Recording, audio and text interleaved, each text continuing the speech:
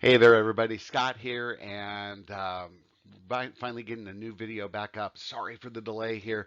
I got to tell you, it's just been crazy around here. Overly busy with a lot of things with my kids going on, things going on with some of my authors where I was doing a lot of contract type of things. So it just got busy, but I finally got a chance to get back here and giving you some ideas. So we're going to be talking about what goes into a great query package. And that query letter, that's that initial concept that you're sending material out to your editors and agents. I do really want to stress this one particular point right here. This does not mean that it's an automatic contract. Okay, so I don't care if you think you've got this great query letter. Look, you still got to sell the book to us, okay? And if you've ever read articles that say, "I wrote this query letter and it got me a contract," guess what? It was not that. That's known as hyperbole. Okay, they really did. It was not just that query letter that got them the contract. Okay, it still comes back to the book and the placement and all that other fun stuff we've been talking about here. So let's go ahead and let's get started and kind of talk about what goes into that query package. That query package, again, is your first impression you are making with an editor or an agent. And I want you to really understand it's your first impression. And if you've ever heard the phrase, you never get a second chance to make a first impression, this is important right here. Okay? You never get that second chance. You send me something that goes bleh and looks like a piece of garbage. If you send me another one, I'm going to remember who you are and I'm going to go, dude, this is that person who sent that really awful query package the first time around. They haven't learned. Even if you did fix it, I'm going to probably go back and go, yeah, I don't think so. Okay, so it is your first impression you are making. You're sending the material that you want them to review. And generally, it's going to contain these three items. It's going to contain your query letter, it's going to contain the synopsis, and it's going to contain the manuscript. But again, want to stress that this is probably your main one that you're going to be submitting, the synopsis and the manuscript, only if they want you to submit it. If they don't want you to submit it, they're going to tell you that. So the key is make sure that you're only submitting the things that they ask for. We're going to cover all of the material here, but every single editor and agent are going to ask for some different things. Submit what they only want, which leads me to this slide. Big reminder, only submit what we want. Okay, if you want to know why you might be getting rejection letters, it might simply be because you're sitting here going, well, I'm going to send them the whole manuscript because they want to read my whole book. And if I say, I only want to see the query letter and that's all I want to see, you can't follow directions. Why on earth do I want to work with you? So you got to think about that. Only submit what we ask for. Do not deviate from those guidelines for any reason. That's why you have to read every single editor or agent submission guidelines, exactly what they're asking for, and follow those directions. Don't try to find a loophole. Don't try to do anything different. Okay? Hopefully that'll sink into your head here. Guess what? I'm going to keep reminding you about this as we go on. So, keys to a great submission. This is the great submission. These are the things when I'm reading a submission, I'm going to go, yeah, okay, I'm on board. I'm paying attention. Number one, professionalism. This is a job interview, so you need to be professional. Okay, so I want you to think about that. Sending me something that looks like it was just completely casual, sending it from your iPhone, that's not professional. Number two, personalization. Do not think that one query package or one query letter fits for every single person. Everybody is different. So you need to personalize that material. Okay? You need to think about when you apply for a job and you write that cover letter. You sit there in that cover letter and you're saying, here is why I fit best working with you here at Microsoft. And maybe I apply to, I don't know, Amazon, right? I'm going to write a different query letter or cover letter for that Amazon position because they're asking for different things. You do the same thing here. There is no difference. Look at number three. Oh, follow the guidelines. Yeah, you get the hint right there. follow the guidelines. Do exactly what we ask for. If we say submit it in a PDF, don't sit there and say, I'm just going to submit it as a Word document. Okay? If they say attach the document, you attach it. Don't embed it. If they say embed it, then you embed it, but you don't. I mean, you get the idea? Follow it. Show, don't tell. This is a really big one, right? We talk about this in writing. Same thing applies here. Show, don't tell. So if you're sitting there and maybe you've got a book that you've previously self-published, show me the numbers. Don't just tell me that you get a 5-star review on Amazon. You can get a 5-star review with one review. If you sold this book and it sold amazingly well, show me the numbers. Okay? You got to show us the numbers, which means show us your sales figures. How many units have you sold? Right? If you said, I've been previously published, good. Show me. Who have you published with? What did you publish? When did you publish? Okay, that's going to tell us a lot of things. Show, don't tell. If you tell me your book is very similar to another author's book, show me why. Don't just say, it just is. Okay? The last part is that KISS step. Keep it simple, stupid. Keep it nice, simple, and straightforward. Remember, your editors and agents are reading a lot of submissions. You make it easier on us to read what you're doing. We're more likely to pay attention to you. Overly complicated, we're not going to pay attention. Okay? Now, let's talk about the query letter here. The query letter itself, I want you to think it is a cover letter. Okay, so everything you learned about cover letters in your business classes, okay, every time you talked about those things of like cover letters and applying for a job, same thing here. You are applying for a job as an author. That's what you are applying for. Okay, so if you're contacting a HarperCollins, you're saying, Dear HarperCollins, I want to work for you as an author. So you have to treat it the same way. Grammar, spelling, and punctuation matter. Okay? All of that matters. Okay, that's your first impression. If I'm reading a query letter and I'm seeing grammar and punctuation errors all over the place, you can't just say, oh, well, those are typos. They were typos before you sent it. After you sent it, they're mistakes.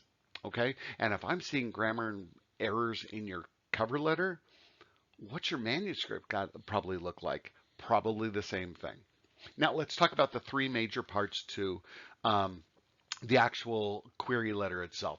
The first part is the basics. The basics would be, we need to know this information. The title, the genre, the word count. Title, genre, word count, those are your 3 major ones. High concept, what makes it special, and why you are contacting me. Okay? What was it about my company that says, this is why I'm contacting you? I'm going to repeat this again. Title, genre, word count, high concept, why me? Those are the major things. Then we get to the book. Now, the book is the basic information about your book. I want to know basically the plot, sort of the back cover copy, but don't treat it like a teaser. Give me some more information. So we want to know the setting, the characters, the conflict, maybe how we get to the final solution. Okay? But that's what we need. We don't need all the secondary information. We're going to read that in the synopsis. Then we get to the bio. And that bio piece is, tell me about who you are. Okay? Tell me about who you are as an author. Again, if you were previously published, give me that information. If it's your first book, that's fine. It can be your first book. Just tell me, this is my first book, but here's what I see planned for the future. It does not have to be connected other books. You don't always have to say, I've got 5 other books connected to this. You can just say, I've got a couple other books planned. I have 1 book focusing on X. I have 1 book focusing on this. Okay, give us a blurb, kind of tell us about those things. The key is, though, again, going back to like our cover letter piece right here, you only include the material that is relevant to that particular thing. So if I'm writing fiction, I only want information in your bio about you as a fiction author. I don't care if you've written textbooks. If you're submitting a thing on a Regency romance, that has nothing to do with textbooks. Unless, of course, all your textbooks were about Regency historical material, then I might want to pay attention to that. Okay? Now we get into the synopsis. Your synopsis is informational only. It is just the main plot of your story. That's it. You do have to show us the entire book, start to finish, all the way through the conclusion. Okay? This is not a chance to show off your writing. So don't write it in first person. Okay? That's not what it's here for. It's just informational. So the story opens up with blah, blah, blah, blah, blah. Then this happens, this happens, this happens, this happens. Dump the garbage about next, our hero. This is not first person. It isn't our hero. Next, we will visit where the. No, just tell us the story, start to finish. If this is not also a chapter by chapter synopsis, you don't go, chapter 3 results in the blah, blah, blah of this happening. I just want the story. Tell me the whole story, start to finish. That's it. Okay? Again, look, spelling, grammar, and punctuation matter. This, in reality, should be anywhere between 3 to 5 pages double spaced. That's it. If you're having to write 10 some odd pages of your synopsis, it means that you don't have control of your writing. I don't need all of the secondary situations. I don't need the full detailed scene of when the hero and heroine finally get to bed. I don't need all of that stuff. We just need what is the plot of the story. And the purpose for getting that plot is so that after we finish reading maybe your partial, I can look and see where's the whole storyline going to. So we really need the whole thing. Okay, 3 to 5 pages. Honestly, if you can't do this in under 5 pages, you probably have a problem. Now, if you're going, well, I got to 5.5, is that okay? Look, we're saying 3 to 5. That's the range that you're looking at. If you're under 3 pages, you probably haven't given me everything. Once you start getting over that 5 and you're hitting 6, 7, 8 some odd pages, you got a lack of control. So I want you to think about that. Okay, now the actual manuscript itself. First of all, it should be ready to be submitted in its entirety right then if I ask for it. So if I read this and I pick up the phone and say, hi, Bill, send me your story, I want to see it. I don't want to hear all these excuses of I'm still writing it. It still has to be edited. My critique partners want to do it. It'll be at least 6 more weeks. It's ready to go right there and then. Okay? Because here's the thing. When I'm reading a manuscript, if I'm reading a submission, I'm like, man, I know exactly where I want to send this thing to. If I hear back that it's going to take me another 3-6 months for me to get that manuscript, I lost the opportunity. Okay? And I get a lot of people who will, I'll read something and then they turn around and go, okay, I'll send it. And then like 4 months later, I finally get it. You know something? I'm sorry. I've lost the feeling, right, for your book, and I'm probably not going to sign it. Okay, it's as simple as that because we're thinking deadlines here too. Again, submit exactly what they're asking for. Now, if I say send me the first 3 chapters of your manuscript, you know what I want? The first 3 chapters of your manuscript. That's what I want. Okay? So I'm going to say, send me the first 3. If I say, send me the first 100 pages, send me the first 100 pages. Now, if that first 100 pages gets me, I need like 3 more pages to finish up a chapter, we're probably going to be pretty lenient about that. Okay, if I say send me the first 100 pages and you get to like 95 and then the next 5 goes into a next chapter, stop at 95 and say, hey, I'm sending you just the first 95 because after that it started into a new chapter and I wanted to give you a good ending point. Not a problem. We're okay with that.